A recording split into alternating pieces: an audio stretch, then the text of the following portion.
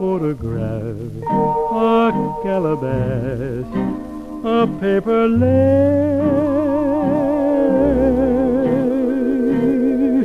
are my Hawaiian souvenirs.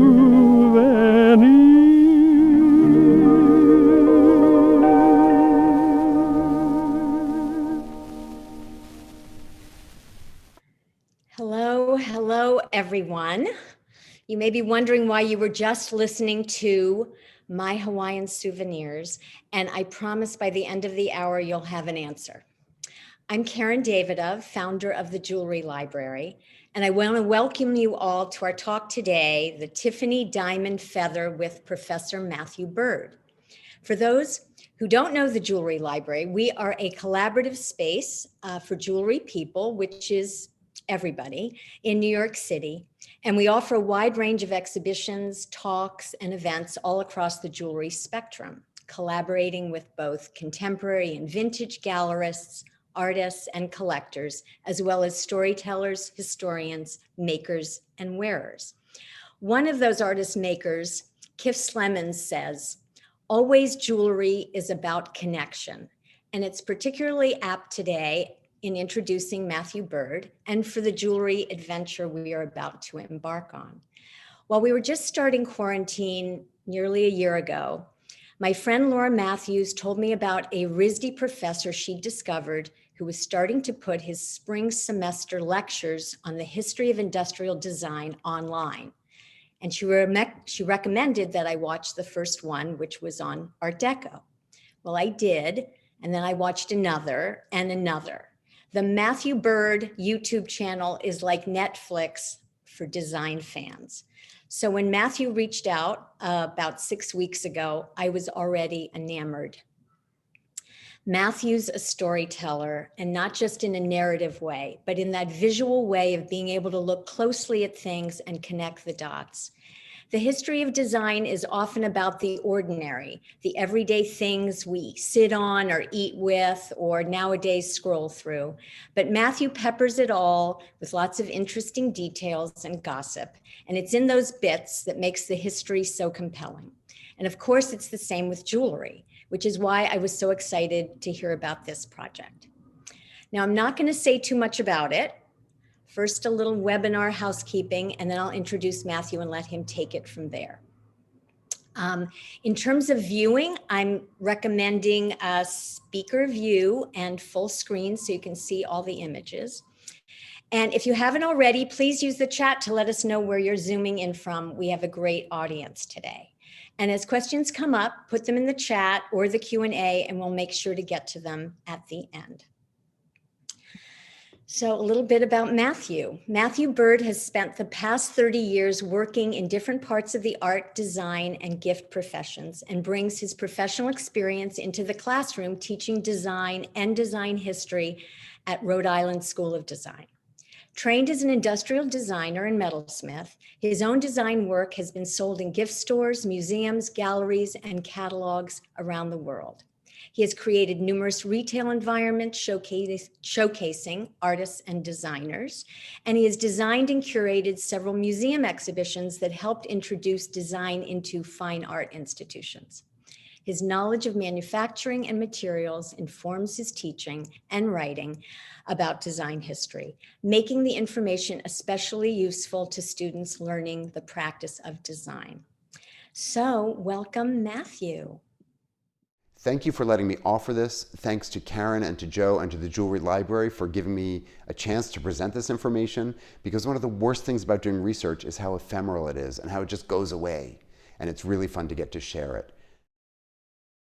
I was putting together a talk on the history of Danish design to give over Zoom to a bunch of designers, which seems crazy for me, an American person, to talk to Danish designers about the history of their own design.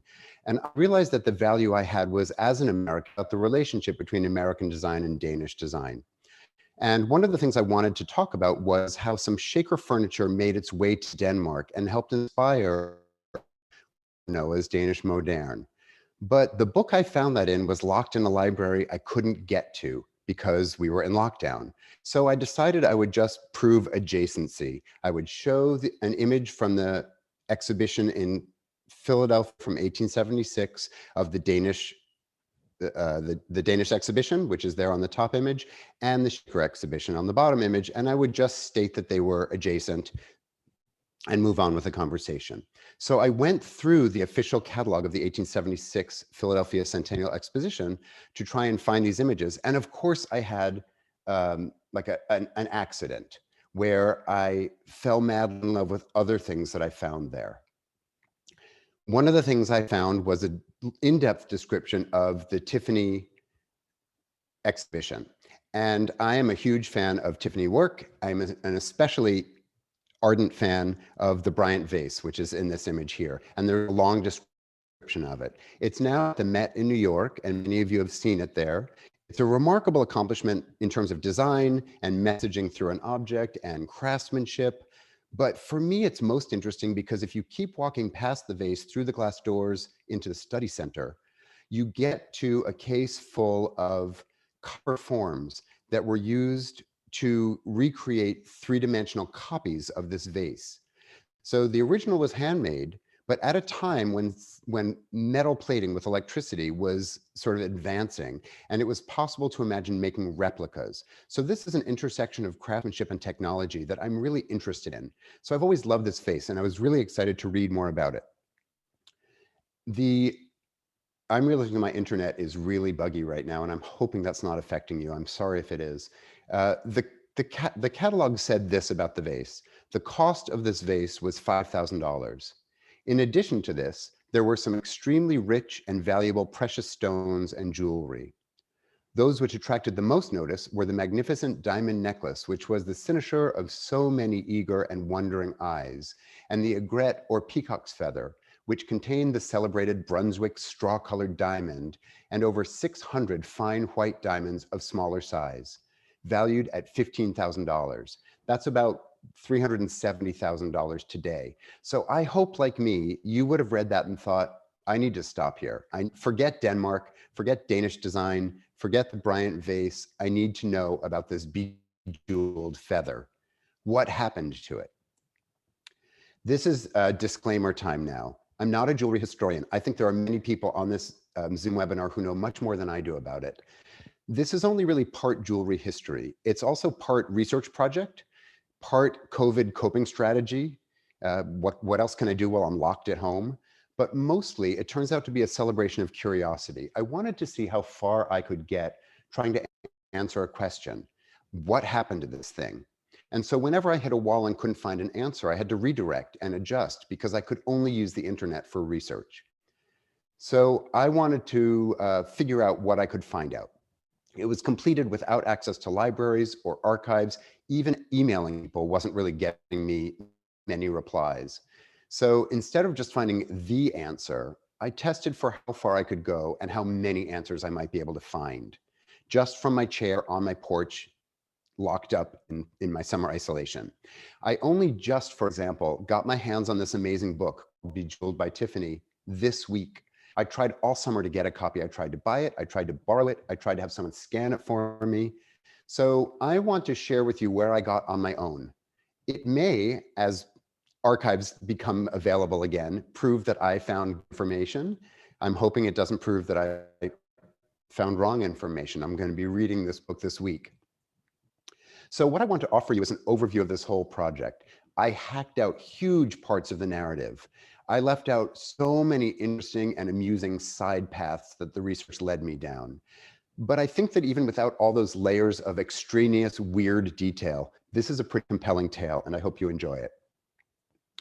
I had no idea when I started that the bejeweled feather is totally a thing. It has for a really long time. And if you think about it, it makes sense, the late 19th century obsession with peacock feathers as a motif. But also just mechanically, if you have a huge stone that you want to show off to people, what better setting for it than at the center of a large sort of eye feather confection? Lots of people made these. Sometimes they're built rigid, But sometimes they're made entre blanc, where each section of the feather is attached to a cylinder with a spring inside, which sets it jiggling as somebody moves. All the branches of the feather would jiggle around, and all the diamonds on it would catch the light and send that sort of dazzling out through the room. Also, bejeweled feathers stayed a thing, even today. These are two in the Met's collection, on the left from the 19th century, in the middle from the Art Deco period. So you can see that the theme sort of matured or aged to match its times.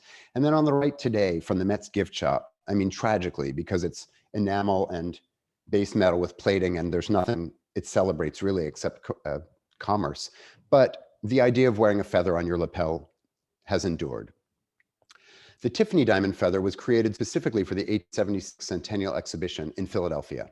And it's an important event. That event was engineered to help America demonstrate to the world how far we had come.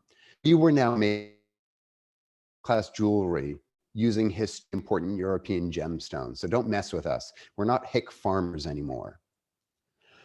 The feather featured a 30-carat straw-colored diamond in the center that was surrounded with a row of smaller diamonds set in a light-colored gold.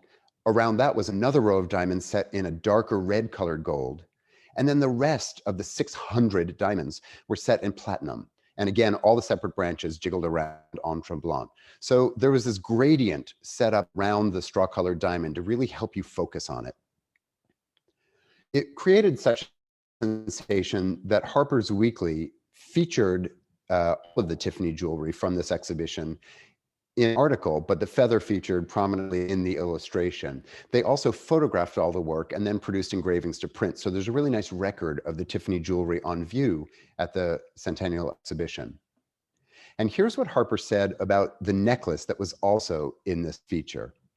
It's formed of 27 Araconda diamonds of matchless beauty and purity, and the mere mention of its money value, $80,000, tells at once that it far surpasses in costliness any jewel ever worn in America. That's about $2 million today. So that's a lot of money, but frankly, if you think about what people spend on jewelry today, $2 million would not be the most expensive piece of jewelry in America. So it tells you a little bit about Tiffany and jewelry making, but it tells you more about America and its relationship to wearing jewelry in 1878. We were still just learning how to be ostentatious. It continued, Harper's Weekly did, and said the diamond necklace probably attracted more observation than any object at the Centennial, if we accept perhaps the great Corliss engine. So for me, my ears perked up at this because I was sitting facing south 4 blocks away from the Corliss factory where this engine was made. It's a double-barrel, double-chamber steam engine made in Providence, Rhode Island that powered the entire Centennial Exhibition. And it was right in the middle. And it was a real focus point because it was powering the whole fair. And it was a real statement of America's sort of technological prowess. So I love that Harper's is saying, yeah, that steam engine's nice, but look at these diamonds. Leland and Jane Stamford visited the exhibition and saw the Tiffany diamond feather, but that wasn't the piece of Tiffany jewelry they bought. They purchased what's described as a Riviere of 27 Golconda diamonds with a crescent pendant for $80,000. Sounds familiar, right? I have to believe this is the same diamond necklace that's in the Harper's spread, but augmented with this pendant, because how could there be 27 diamond necklaces being the most amazing piece of American jewelry available at the same time? Take notice. I have to wonder if the pendant was original or was added when the Stamfords bought this. I also sort of wonder if it was detachable, if you could wear it as a brooch. Well, so I have questions. I don't have answers. Let's look instead at this straw-colored diamond, because I also was interested in that. What does Brunswick mean? What's straw-colored? Tell me more. This diamond was called the Brunswick Diamond because it was owned by the ridiculous and wonderful Duke Charles Frederick of Brunswick-Wolfenbüttel, the son of a fabulously wealthy royal family. When he was forced from the throne, he fled to England. When he was forced from England, he fled to France, and then later he fled to Geneva. He relocated whenever the scandals grew inescapable. And I think you agree, if I looked like he looks in these portraits, I would be creating some scandals as well. Why wouldn't he? Just FYI, one reason he escaped to England is that his paternal grandmother was Princess Augusta of Great Britain.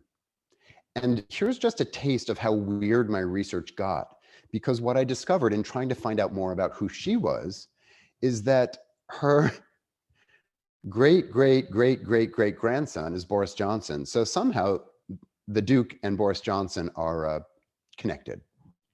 But there's way better reasons to like this Duke.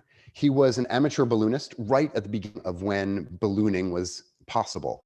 On the left is an image celebrating an 1836 flight he took, which I think is hilarious because if you ask me what this is celebrating, I would say the ship and the sea, the water.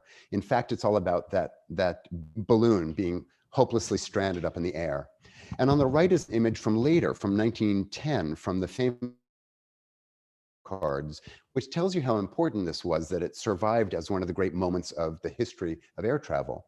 And that's a flight from 1841 that was a 5-hour flight from Hastings to Neufchâtel, about 10 miles from England to France. If that's not enough to make you interested in this fellow, he was also an amateur chess player. He challenged a professional chess player, an American named Paul Morphy, in 1858. And this game became famous, partly because it's called the opera game. It was played at the Paris Opera House during the intervals of a performance of the Barber of Seville.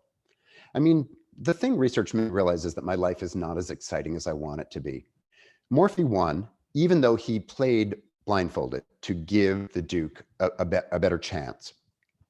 And this is also famous, not just because it was ridiculous, but because Morphy employed some strategies that chess players still learn from. It's considered an elegant example of the importance of positioning your pieces early in an intentional way that sacrifices pieces to achieve later gain. The Duke is also remembered in today's world for something is really fascinating. His scandals led to lots and lots of slanderous notices in the newspapers, and he sued every one of them. He sued anyone who wrote anything about him. In 1848, he went into a newspaper's office and said, 16 years ago, you published a newspaper and I'm interested in finding a copy. Do you have this? And they said, yes, in our archive we do. Here it is. And then he sued them for libel because they handed him a copy of a newspaper in which they had slandered him. So they were essentially republishing the slanderous statements after the law action case. So he sued again. And that case, the Brunswick v. Harmer, decided that even distributing a single copy of a newspaper from 17 years before was a new cause for libel action. So the reason that's in today's world is in 2009, Google released historical libel suits on the internet and opened up many old wounds. And a 2009 case called Headland versus Google led to Britain's defamation of 2013, essentially saying that Google had re-defamed all of those people. The Duke sued lots of times, but his biggest suit actually involved his illegitimate but acknowledged daughter from a morganic marriage, a morganic union, a non-marriage. And he cut his daughter off completely when he converted to Catholicism. She sued and he lost that lawsuit, was ordered to support her and her children. So instead he packed up his palace in France and reestablished himself in Geneva to get away from his daughter. He was also famous for a number of personal eccentricities. Like, if I haven't given you enough reason to find this fellow interesting, he also used enormous quantities of face paint and powder. He dyed his beard daily. He had a different wig to wear every day that grew sequentially longer to mimic natural hair growth between trips to the barber. But most of all, the Duke was known for his diamonds. He was diamond crazy, and his house in Paris was more a diamond protecting fortress, complete with a bedroom encased in iron sheet metal, iron walls, with a secret armored safe behind the bed, behind the board, alarms everywhere, and tripwires that would fire a gun. If anybody moved the shutter on the window to the bedroom, they would get shot.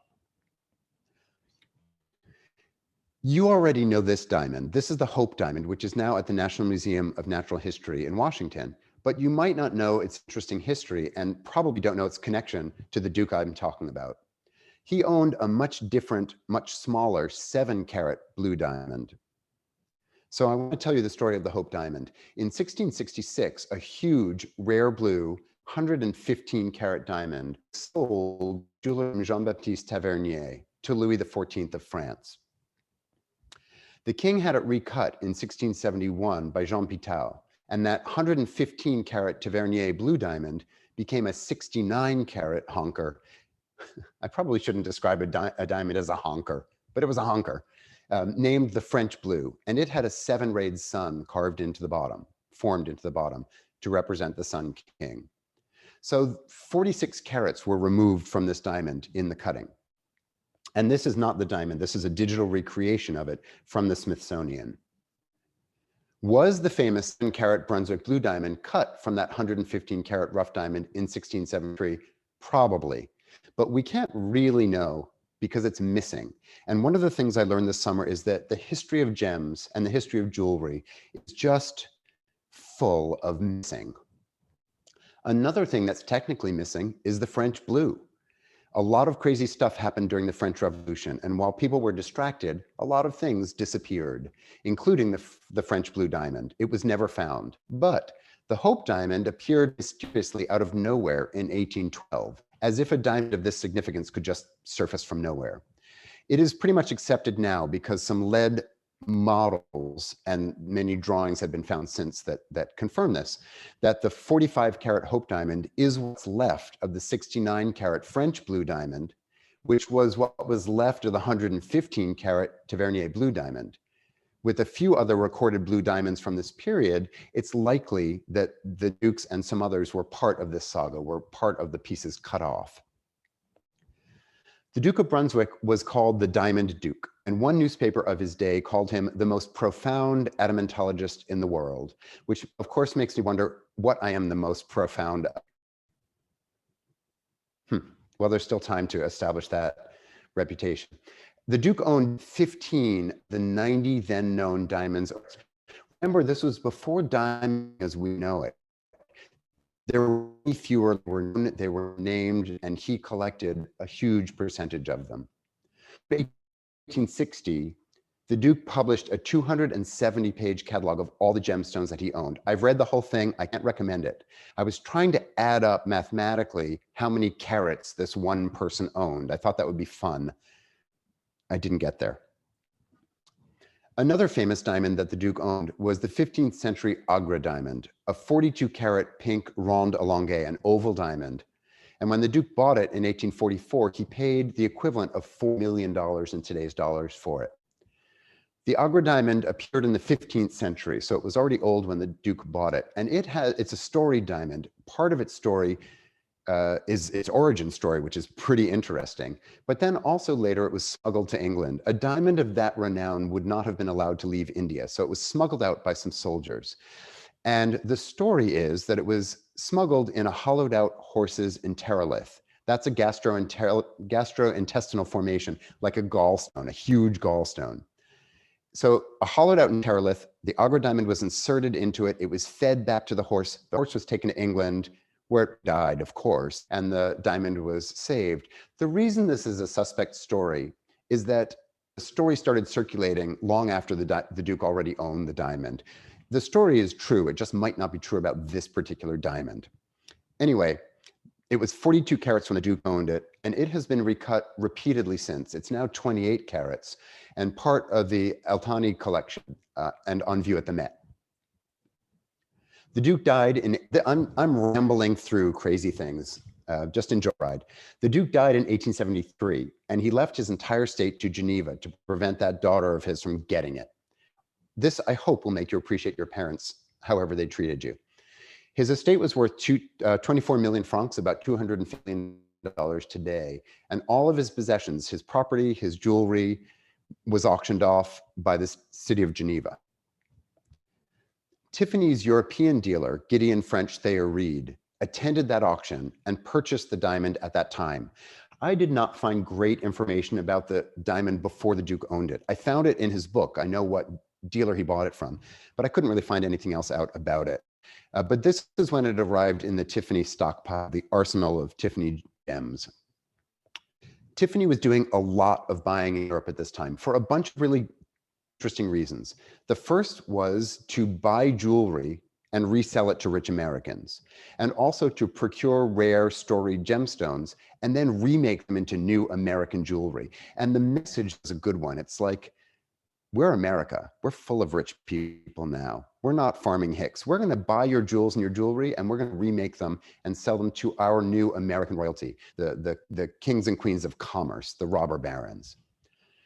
Also, this was a great time for Tiffany to do so because they were able to take advantage of the dissipating fortunes of the European royalty. Lots of nobles were selling off jewelry to maintain their lifestyle. For example, the French crown jewels were sold in 1887, and Tiffany managed to purchase at auction 24 of the 69 lots, spending almost $500,000 in 1887 dollars. It's about $14 million today, and acquired almost a third of the entire sale. Beautifully documented in these photographs. One of the important lots was Empress Eugenie's pearls, and it's hard for a lot of us to remember or realize that pearls were more valuable than diamonds before we learned how to cultivate them. So this was a really important set of pearls. And the Stamfords bought the necklace. Jane Stamford bought this necklace to augment her collection of jewelry purchased from Tiffany. Tiffany also bought in 1878 much of Queen Isabella II of Spain's jewelry, including her legendary emeralds. She was emerald crazy, and Tiffany scored most of them. Some of those jewels were refashioned into Tiffany designed necklaces like the one on the screen. Some of them were sold as is. Leland Stamford bought 3 sets of Isabella's jewels from Tiffany for Jane. Tiffany is really important to this story. I mean, they made the diamond feather, but Tiffany ends up in almost every lecture I ever give about design history because they're such a huge part of America's awakening as a manufacturing country and the impression we were able to make countries by proving our abilities. Stamford was a regular patron of Tiffany's and visited their Union Square store. I found a wonderful article in 1878, published in 1878, called A Stroll Through Tiffany's. I think that's called A Walk Through Tiffany, A Stroll Through Tiffany's, something like that.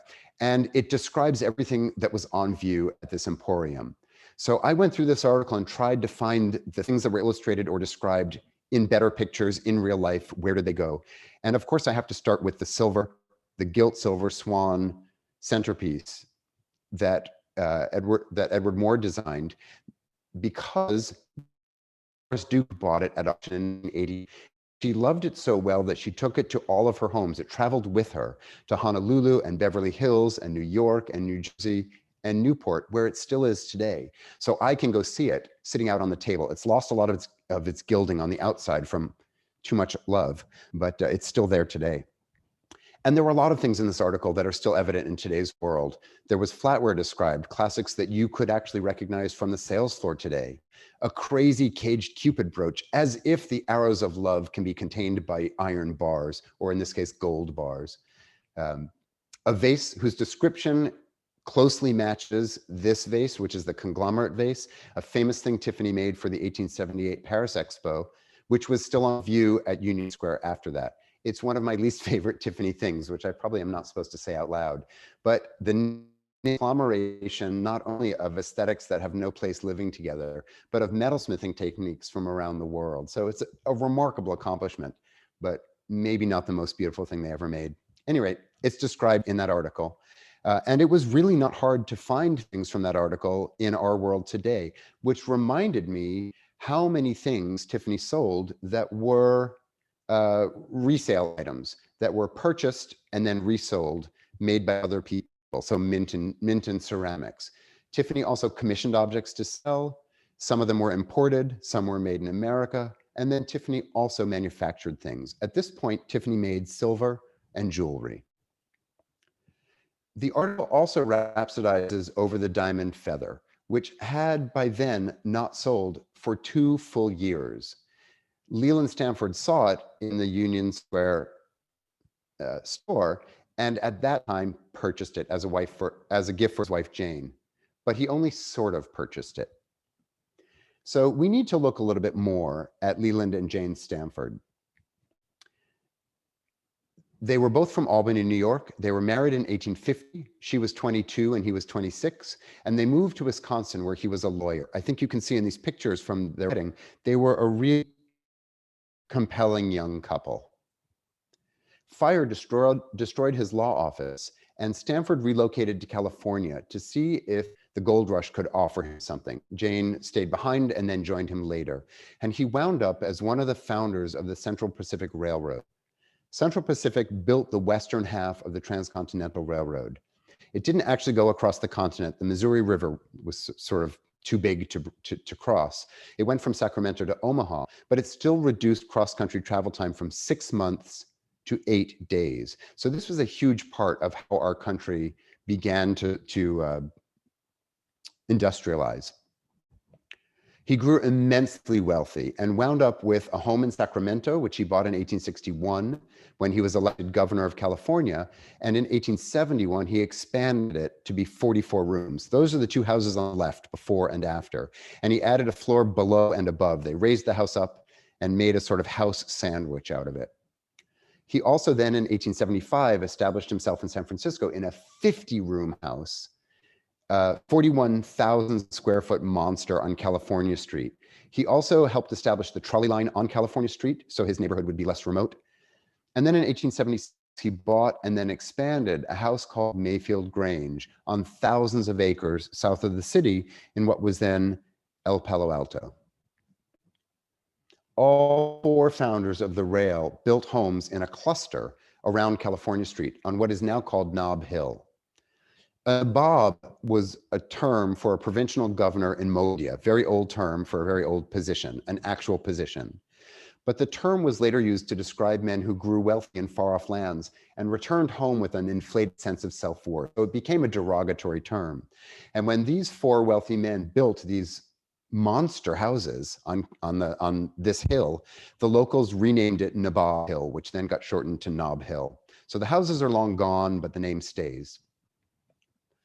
At the Palo Alto farm, Leland had over 700 breeding and racing horses and set 19 consecutive world records by 1891. You may already know the story of a bet on whether a galloping horse is off the ground once or twice per stride. And this farm is where that mystery was settled. Photographer Edward Muybridge had done work for the Stamfords already, photographing their houses, and he worked at the farm and developed an electro shutter and a timer to capture a horse in motion on film. After capturing horses mid-gait with one single image, Muybridge set up a row of 12 and then later 24 cameras, each with a tripwire that opened the shutter as the horse ran past it, capturing a sequence of motion in still images. This led, obviously, to a slide that doesn't want a slow internet connection to show it to you. So I'm hoping it will load and you'll be able to see it. This work led, obviously, to the animated GIF, the meme, TikTok. But more directly in between, it led to the development of moving pictures. Animating Muybridge's still photographs recreates the very motion that he was breaking down with his still photography. It's probably just as well this isn't playing well, because much as you want to see a running ostrich, I don't think we all need too much of that. Another important part of the story, that 18 years of marriage had left the Stamfords childless, and out of the blue, at the ages of 40 and 44, the Stamfords had a son, Leland Stamford Jr., 1868. And I'm sure you can imagine how precious this child was. One of the criminal editing that I'm doing tonight is that I'm going to the Leland Stamford Jr. chapter to be 2 slides. He died of typhus at age 16 on a family trip to Italy. For a couple that had waited so long for a child, this must have been impossibly difficult. And Jane's telegraphs home heart-wrenching. The description of how alone the Stamfords felt without him is really alive in her writing.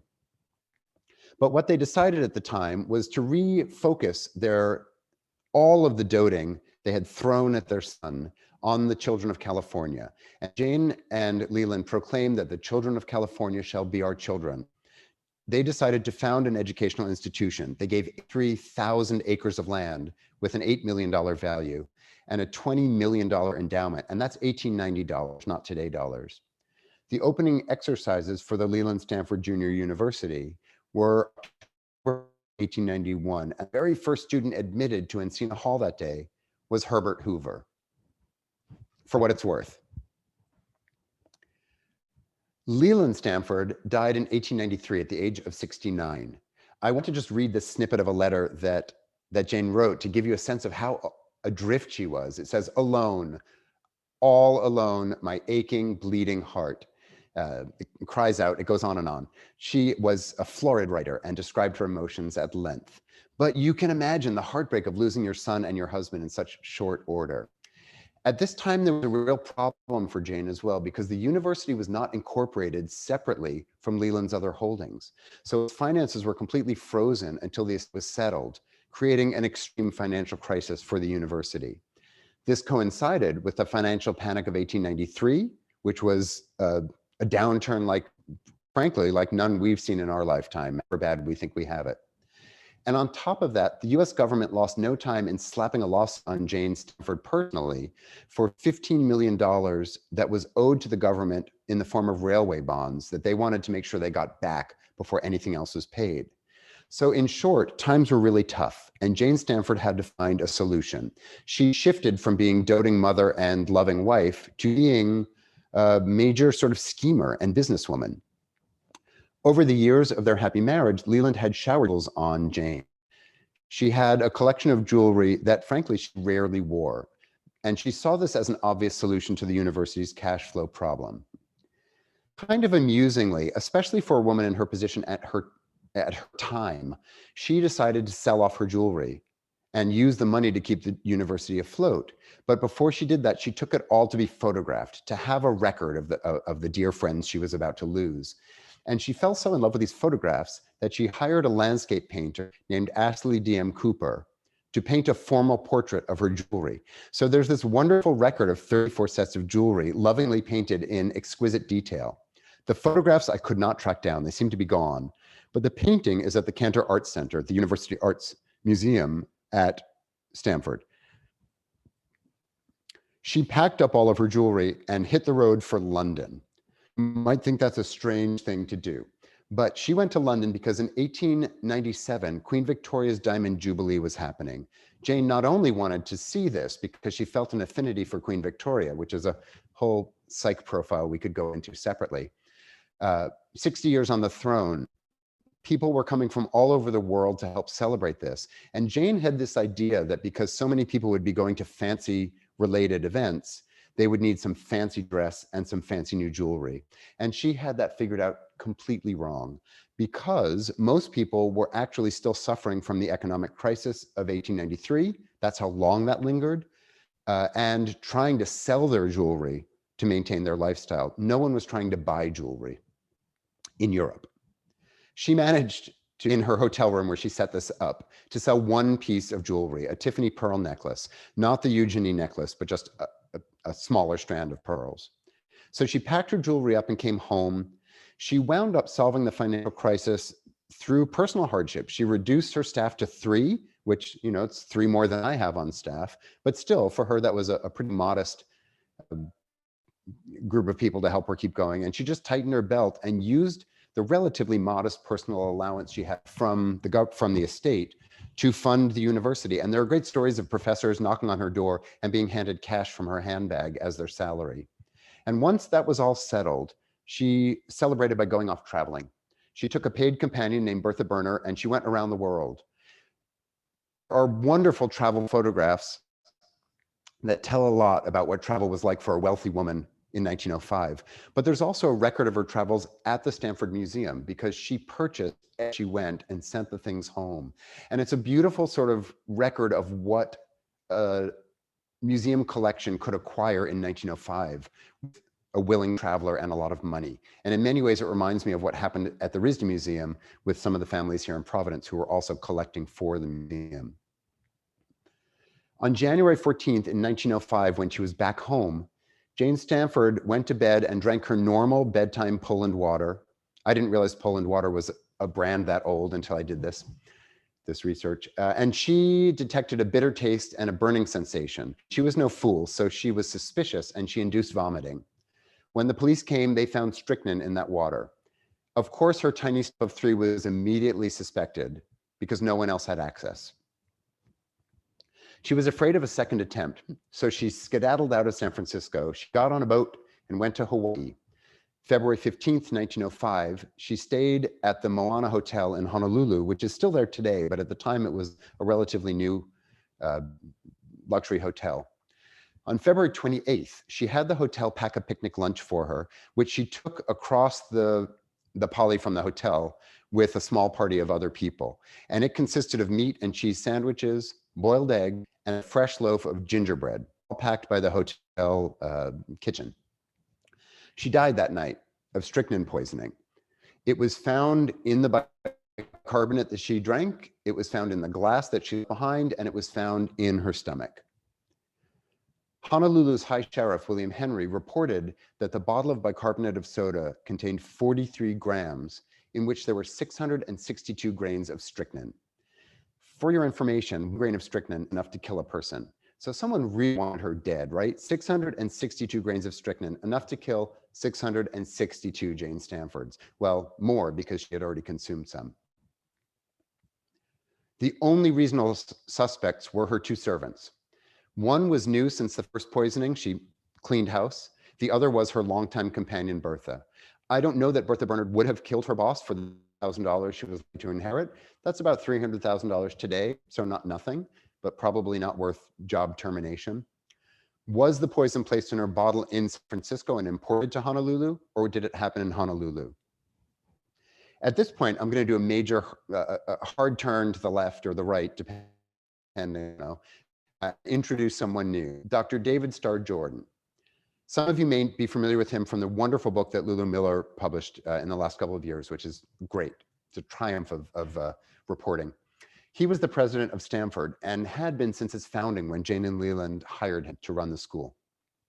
He was a renowned expert on fish, and I didn't put in that that's called a theologist because I always say ichthyosaurus by mistake, and that's a fish, not a fish expert. At any rate, words are hard. He collected fish his whole life from his youth on, sometimes by fishing with a pole or a net, sometimes by having professional fishermen save strange things they found for him, but sometimes by what's called blast fishing, which is when you're impatient. So you throw dynamite into the water and just wait to see what floats up. All the fresh kill floats to the top. But sometimes, instead of blast fishing, which was not only illegal but dangerous, he would just dump large quantities of strychnine in the water and collect the dead fish. David Starr Jordan was, I want to choose my adjectives carefully so that I only offend to the right degree. He was an elitist, bigoted, sexist, nepotistic bully. Oh, and a racist. He was partly responsible. I'm not choosing those words lightly. This isn't history looking back and applying 2021 to something earlier. He was racist, particularly responsible for producing the written work on eugenics that inspired Hitler. Not just the normal 1930s American polite ideas about eugenics. This was all in. Jordan believed in forced sterilization and really lobbied to make America the first place in the world to legalize forced sterilization. First in Indiana and then other states after. So we don't like to remember that, right? You would imagine some other place far away forcibly sterilize people to purify the gene pool. No, America was the first place to do that. Thank you, David Starr Jordan. Jane had founded the university to educate all people. Women were welcome as students, as faculty. The large Chinese population in California was welcome. Education for all was the goal, and this vision was increasingly out of line with Jordan's developing ideas about what a school should be doing. The problem was Jane controlled the purse strings. It was still her school. She was increasingly aware of and worried about how he was running the institution and the nepotism involved. He only hired people he wanted who already agreed with him. And the scandals he was creating and allowing and covering up to protect his cronies were becoming a problem for Jane. Couldn't ignore them anymore. In 1904, she sent a letter to the president of the board requesting that Jordan be dismissed, which coincidentally was just before the first poisoning attempt. As soon as Jane Stamford's death was announced, David Starr Jordan left Palo Alto for Honolulu. took with him his own private to investigate what the Honolulu police had already looked into. Once there, he hired his own doctor to examine the evidence already examined by 3 doctors, one who was present as a hotel guest at the time of the poisoning and at the time of death, and 2 others who were long-term medical professionals who performed the autopsy. The Honolulu doctors weren't paid separately to produce results. It was just part of their job. But Jordan's doctor, who had been a doctor for 3 years, was handsomely paid $3, about $10,000 today, to produce his own findings. You have to wonder why Jordan threw himself into this mess. He produced a completely fabricated alternate reality that he spread around, and his renown made that story the one that stuck. His statement attributed Jane's death to hysteria, overexertion, and gluttony. And here's how it read. A post-mortem examination developed that the aorta had been ruptured. This was the result of fatty degeneration of the heart. Whatever you think about Jane Stamford, those are the words that are going to be attached to her death. Fatty degeneration of her heart. Dr. Ernest Waterhouse, the hired doctor, mysteriously disappeared from Honolulu and resurfaced as a rubber farmer in Malaysia. So something's funky there. Jordan also used his influence to clear Bertha Berner, the only person present at both poisonings, and to public sympathy on her side. Mrs. Stamford's passing was reclassified from death by poison to a death. This makes me laugh every time I see it. Caused by heart disease, brought on by an acute attack of indigestion, the result of consuming too much undercooked gingerbread. I don't know about your COVID confinement strategies, but mine involved eating a lot of baked goods. And every time I took a bite, I thought, this could be the day. I could die of acute indigestion from this undercooked gingerbread. Her will left almost everything, her property, her belongings, her extensive stock holdings, to the university. The jewelry, which was assessed, it's confusing, between $75,000 and $150,000, depending on whom you believe, or the newspaper reports that it had $1 million.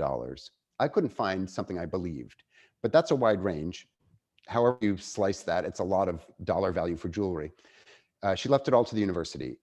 She had taken the jewelry with her to Honolulu. It returned safely back to California somehow, and now the university could sell it off. In her will, she specified that the jewelry be sold to allow the purchase of books for the Stamford Library, which was her last project at the school. They had just finished constructing it when she died.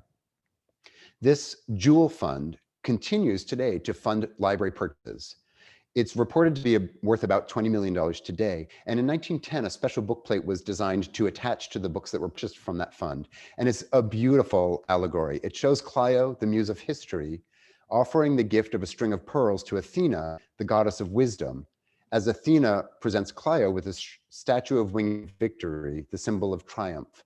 So you get the message here, right? If you have good jewelry, you can trade it for good knowledge. If you have good knowledge, you can trade it for victory and triumph. It is through jewelry that we will triumph. It's beautiful. So let's finish up by getting back to this jewelry, because there's a little bit more we need to see.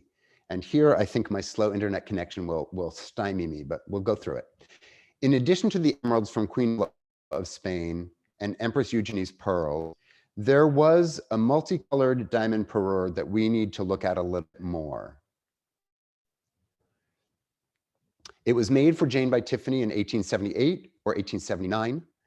Tiffany sold the diamond feather to Leland Stamford, probably for a bargain, because it had been sitting around for 2 years unsold. And Leland immediately had it dismantled and refashioned as a multicolored necklace with scores of added rubies, sapphires, emeralds, pearls, and a fistful of newly mined yellow diamonds. Jane wore it once because she wrote that she felt so conspicuous in it, she just dared not ever wear it again. I believe that the central diamond in this necklace is the Brunswick straw-colored diamond. The feather likely didn't sell because almost overnight, that storied, legendary, hard-won, purchased in Geneva, famous Brunswick straw-colored diamond didn't matter anymore. In 1866, Erasmus Stephanus Jacobs, age 15, was just walking along the banks of the Orange River in Kimberley, South Africa, and found a rock that turned out to be a 21-carat yellow diamond, appropriately renamed the Eureka diamond. Then in 1869, farther down the river, another kid just stumbled over an 83-carat white diamond that became 48-carat Starr of Africa, the famous Jubilee diamond. And so South Africa's Great Diamond Rush began. By 1870, Kimberley became the epicenter of diamond digging. By 1877, nearly 2 million carats of diamonds a year were being mined from the Kimberley mine. South Africa quickly produced, in just a few years, more diamonds than India had ever, over the last 2,000 years, produced. So diamonds went from being an exceptional and precious symbol of power, not just wealth, but power, to being a really easy way for anyone with money to show off their wealth. This is an aerial view of the big hole at Kimberley from 1937. And I love this image because my immediate thought every time I see it was it looks like the Earth's belly button. There is the Earth's diamond encrusted belly button. It was originally 700 feet deep, which is just a little bit shorter than the Chrysler building. It was later mined with better mining technologies down to 3,600 feet. So the Burj Khalifa, which is almost 3,000 feet tall, could fit in the Kimberley pit now. And the world went mad for the white diamonds that Kimberley produced. In the process of producing the thousands of pounds of white diamonds, Kimberley also produced lots of colored diamonds. A yellow diamond is just a regular white diamond with elevated nitrogen content. So with the increase of types of colors of diamonds, we had to rethink how we categorized and described diamonds. Straw-colored and yellow were not enough anymore. The Brunswick Diamond suddenly had all of these new cousins that had no story and no history and weren't hard to get. So it became kind of irrelevant. I think it seems reasonable to assume that it just got mixed together with some newer stones to create a new gaudy necklace with a bunch of matching yellow stones. That parure was auctioned off along with all the rest of Jane's jewelry between 1906 and 1908. None of it has ever been seen since. I cannot find specific record of the auction. I can't find an auction record or catalog or even a date. It's possible that one person bought all of it. I secretly suspect that a trustee with insider figured I could pay $75,000 for $150,000 worth of jewelry. I'm in. So who knows? Maybe it got put in a safe deposit box and forgotten. Maybe it's out there waiting to be remembered. Maybe it got cut up and made into other things, but I have to believe so many substantial gemstones and so many storied pieces of jewelry wouldn't go unnoticed. So unfortunately, the real story of the Tiffany diamond feather, what I set out to find out at the beginning of the summer was like, what is the story? Where is it now? The real answer is, I don't know, never found out. There are so many more things, though, that I did find out. And I have cut out so many of the flavors of this stew to present an overview for you tonight. It ended up being 449 Instagram posts. I built them in 9 mini chapters. So this was all structured and controlled by the super academic format of Instagram. So if you read the whole thing through, it has this crazy rhythm where every 9 slides, I try to have a cliffhanger. So it doesn't read very smoothly. I used almost 1,000 images. And for me, it was just a summer diversion, something to keep myself sane, a pandemic coping strategy. But it also kind of, I thought, was like a gift to everyone else on Instagram who had run out of things to watch on Netflix by last August. But it was one more thing for me. And I apologize to any of my students who may be listening to this. I have noticed an increasing and I think troubling lack of curiosity in the classroom. Like students Google the question, and when the answer to the question isn't easy to find, they move on with their lives. Increasing access to information with the internet is making us curious. We're not as willing to prod at things to find out the truth. We just expect it to be delivered.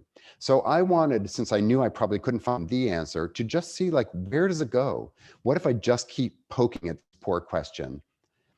So to give you an idea of some of the things you didn't hear about tonight, but I did trip over, I cut out Lola Montez, the first woman photographed smoking.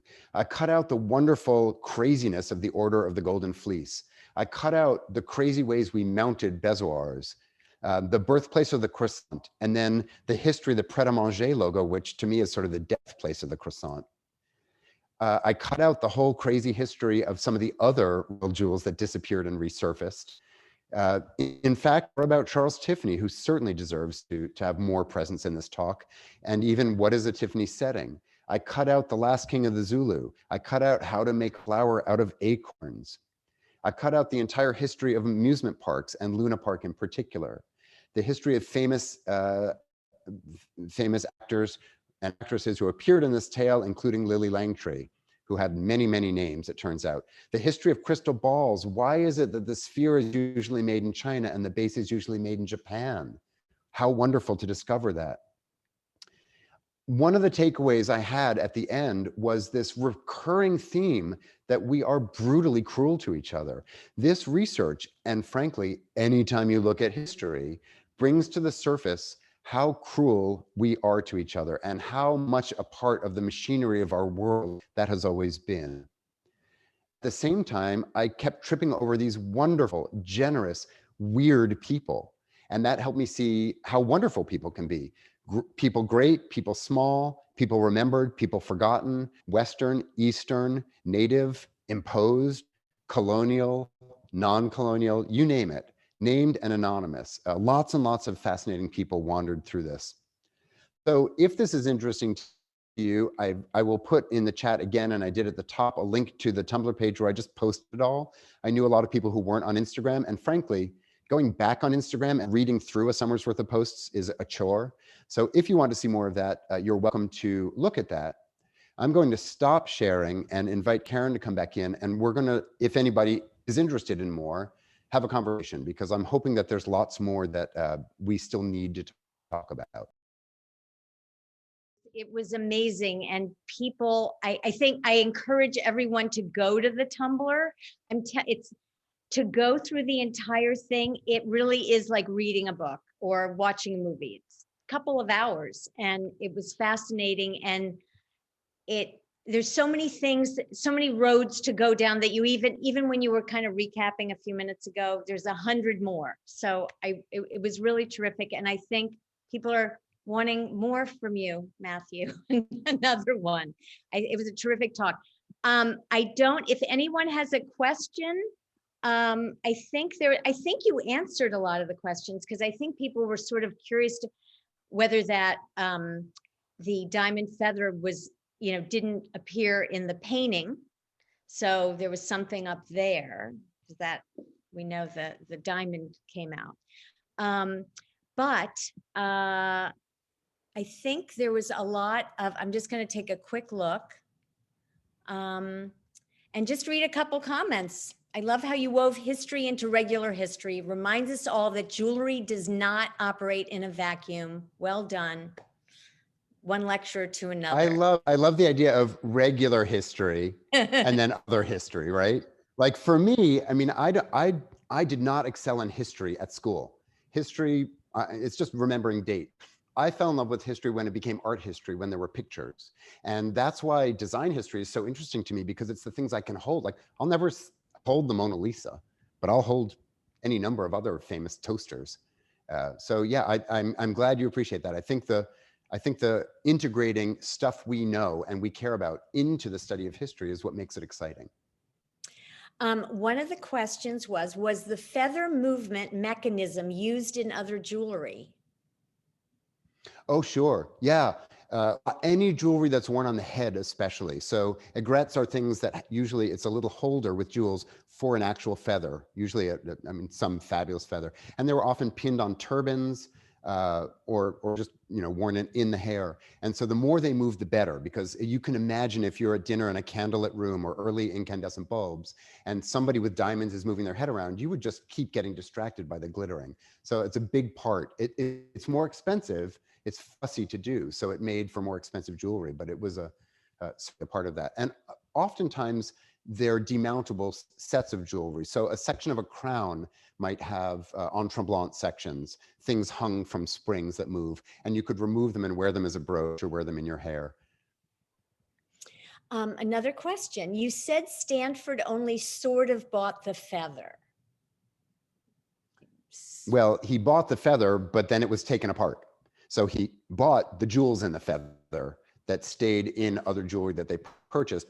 So I don't know what the conditions of the sale were at Tiffany, Perhaps there's a record, I don't know. But I am imagining that he said, okay, you've got that feather thing here it's 2 years later. When are you going to sell that? Come on. I didn't buy it at the fair because it was overpriced then. So it's overpriced now. We aren't worth that much. Just sell it to you for a deal. Let's take it apart and make something new. So Tiffany got probably a really big commission to make that new necklace. With the understanding that the gems from this feather that no one wanted would get worked into it. So you have to remember also at these big expositions, the goal was not necessarily just to sell these showpieces. They would attract attention. They would get an article in Harper's Weekly. They would get everyone to the booth, and then they would buy the lesser pieces. And Tiffany was brilliant at selling to the entire cross-section of customers. Very wealthy customers like the Stamfords would buy something, but everyone else would buy a little teeny thing to remind them that they still had access. Tiffany was very, very good at doing the whole spread. So it almost didn't matter if those big showpieces sold or not, because they earned their keep in other ways. Well, now somebody sort of put two things together. Was there ever a moving image of that kind of tremblant at the time, or even a little later, or turn of the century? Did anyone? Well, I would have to assume, I mean, movie technology was not very sophisticated really until, I mean, I don't think you could capture that kind of ephemeral behavior, maybe even until, now, right? Or maybe in the 50s. But I don't think early movies would be able to capture the light on a diamond. And also remember, one of the funny things, I was sort of hoping someone would ask about it. I've been thinking a lot about it. Those diamonds that just kept getting reduced, like the pink diamond that was cut almost in half. Why would you cut that much off of a diamond? We used to value diamonds for their connection to the earth. That's why the Mughal diamonds are, they were not polished or cut. It was this piece of the earth that captured light, that was beautiful. It wasn't until later that we learned to cut them and have them reflect light and sparkle. So the reason the blue was cut was partly to hide it because it was stolen, but partly because by 1812, there were different ideas about cutting gemstones, so they would reflect light differently. So a lot of the diamonds in 1905 or in 1880 wouldn't have, they wouldn't have done what a Tiffany setting was designed to do, which is to let light through the stone. The light would go in from the top or reflect off of one of the surfaces, but there was no light coming from below. So I think it would be very hard for that to be captured on film in any way, but lots of that jewelry is still available. Victoria and Albert has a lovely series where they share movies of their jewelry. Sometimes it's in cleaning, sometimes it's in repositioning in a case. And you can see in some of those videos the trembling action. There's one where they dismount and remount all of the jewels on one of the crowns. I don't remember which. It's not my field. But it's really fun to watch the gems do that. So you have access to that information now, but I don't know that it was historically, I don't know that it was created in its day. Judith Beckman asked what the size of the feather was. I don't know. I'm assuming it was to be worn on a lapel. So, but it should be big. So I'm going to guess that it was probably 7 inches, 6, 7 inches. I have never, I'm just reading through, I just found my way to the questions. I didn't find any book of the Diamond Duke. In fact, when I Googled, one of the things you'll find on Tumblr is there are more irreverent pieces of information in the Tumblr listing. When I Googled the Diamond Duke, I found a trashy pseudo-porn novel that you could buy online for 99 cents about a different Diamond Duke. So I don't know. He deserves a book. He deserves a movie. He was crazy. Betsy Delaney asked about the Hawaiian song, and it was my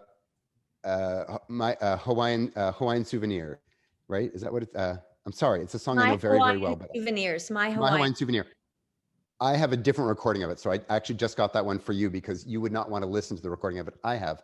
I really wanted the song to be the Queen's Jubilee, written for Queen Victoria's Jubilee, which Jane Stamford went to try and sell her jewelry, written by Liliuokalani, the Queen of Hawaii, who I don't think she met Jane Stamford. They did overlap. She was the deposed ruler of Hawaii, the last royal ruler of Hawaii, and it's a tragic story, but she was also a composer. She wrote Aloha Oi, famous Hawaiian song, which we think of as farewell to a lover. It's actually a farewell to the entire Hawaiian culture. So the Queen of Hawaii realized that Hawaiian culture would disappear, which it mostly has. Things that mattered to her about Hawaii were ephemeral and disappearing. And she wrote one last love song to that vanishing lifestyle. It's a heartbreaking song. But I wanted to find a recording of the song she wrote for the Jubilee because it related to this story. I couldn't find any older recordings. I could only find contemporary ones, which weren't, frankly, worth hearing. So I just went with some more fun Hawaiian song. Okay, I have two more quick questions. Does Entre Blanc, maybe this isn't quick, exist outside jewelry? Are there other industrial design examples? Oh, fascinating. I mean, not as a term, that is a jewelry term, but does it exist as a concept in other designs? The idea that a part could jiggle and move. I mean, it has to. I have to think about that because I have toasters and things behind me, but that's not going to be part of toasters. But there has to be some industrially produced object having a loose part. Yeah, bobbleheads. There you go. Victoria Pass, professor at MICA, and historian, the only person who can link design history and contemporary culture in a meaningful way, just instantly said bobbleheads. And that's the best answer anyone could have. Bobbleheads are the Entre Blanc jewelry world for the rest of us on our dashboard. Yeah, we're getting some great answers. Kate Irvin at the RISD Museum said also Chinese wedding headdresses had kingfisher fish that were mounted to jiggle in a beautiful way that's very much like the jewelry. I love the idea that you can have a question. Our audience is going to find a better answer than any of us would. So that's the great part. So when did someone asked about pearls and diamonds? When did diamonds become, when did we start cultivating pearls? When did that shift happen? Do we know? I don't know. Okay. Someone else will know a date for cultivating pearls. I don't. But if you think about where pearls had to come from before we could just pick the oysters up out of a tank or out of a local river, you had to dive to get them. And the percentage of oysters that would have a pearl was very small. The percentage that would have a spherical pearl instead of an irregular one was even smaller. To get a set of pearls that were the same size and the same sheen and same color was almost impossible. So for empress to have 5 strands of pearls that matched, that were in a gradient of size, is astounding, and it would have been unbelievably valuable. When you have a portrait like of Queen Elizabeth I, her dresses are covered with pearls, they're hand sewn on, and that helped add value to her clothing. They didn't have to all match. Pearls in jewelry have to match, and it was very, very, very rare. Whereas diamonds, although they're rare, you can take a big diamond and break it into smaller ones, right? Anne-Marie Sandecki said 1893. Well, Mikimoto invented the cultured pearl in the 1950s. So that's when. Okay. Well, the other thing is, my students always ask me questions, expecting me to answer them, and I always just say, look it up. Right. That's what Google's for. I don't have a good answer. Sorry. A couple more. All right. A lot of answers coming up. All right. By the way, you teach industrial design. Do you teach jewelry making? Do you at RISD? I don't. I'm currently teaching 2 sections, and I hope some of my students bothered to come. Who knows? They're so sick of me by now. Of Metals 1, which is an introductory metal class, but it's for industrial designers. And it's a class that teaches them about folding sheet metal. What can you do with very limited equipment that bends and folds and rolls just sheet metal? So it's a sort of exercise, not so much in how to do metalworking, it's more in how to understand the limitations of manufacturing, find ways as a designer to triumph within those limitations, or even better, exceed them. Like teach that finger break that can make things it doesn't know about yet. So it uses lots of different metal work techniques, but not jewelry techniques. As a student, I didn't fit into any department. So I did switch into the jewelry department for a while, and then I switched back because it wasn't, there weren't enough limitations for me. So I have experience making jewelry, but it isn't, I know how to do just enough that I can appreciate how things are made, which is why, frankly, I love looking at so much Tiffany work. Oh, there's a hot conversation about cultured pearls going on there. This is exciting. Yeah. Okay, what else is there? What are you wearing? That was a question. It's like the red carpet, Matthew. What's the jacket? I'd rather tell you about the baby bottle warmer that's there behind the lemon juice bottle. I'm wearing a cotton jacket that came from Macy's 15 years ago for $25. And I'm from the kind of stock that thinks that the better the deal, the more valuable the object. I don't want to, like for me, it's even better. I will be wearing it for the next 30 years. I ration it. I'm only allowed to wear when I won't be wearing it out. So, so this year, as many people on this call probably had to do, I had to suddenly record an entire semester's worth of teaching. Good luck. So one of the things I knew was that my students would be assessing me as a person, right, from the safety of behind their device. So I tried to wear a different thing in every video, and I tried to make it camouflage fabric in every video. So if you end up watching all my videos on YouTube, you can hunt for that. It's a clue. So I think we should close it out with the question, tell us about the baby bottle warmer. It's okay. About you. Yeah. I don't have my document camera set up, or I could show you closer. It's a crazy thing. You would never know what this does. It's from after streamlining, before rocket fins on cars. And it's made by Sunbeam, and you put the baby bottle in there, and you put the top on, you plug it in, and it warms up your baby bottle until it gets to the right temperature. It was acquired for me by a show I did at the Mystic Seaport on streamlining, as evidence of how streamlining, which started out with boat and airplane references and trains, migrated into automobile and rocket references. And it's just, I had to keep it because it's so stupid.